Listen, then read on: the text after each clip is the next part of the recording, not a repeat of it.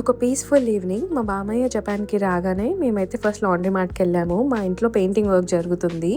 So, జపాన్‌లో coin laundry ఎలా ఉంటుందో నేను మీకు చూపిస్తా.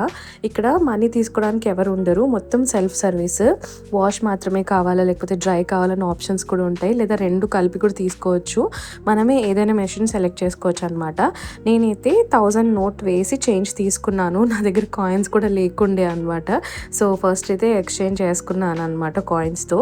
తర్వాత మా బట్టలకి వాష్ అండ్ డ్రై ఆప్షన్ పెట్టాను. పెద్ద లోడ్ మొత్తం 1100 yen అయింది. ఇక్కడ షూస్ కోసం స్నీకర్ లాండ్రీ కూడా ఉంటుంది. డిటర్జెంట్ అండ్ ఫ్యాబ్రిక్ కండిషనర్ మనమే తీసుకెళ్ళాలి. అండ్ కొద్దిసేపటికి బట్టలు మాత్రం చాలా ఫ్రెష్గా మంచి స్మెల్తో రెడీ అవుతాయి.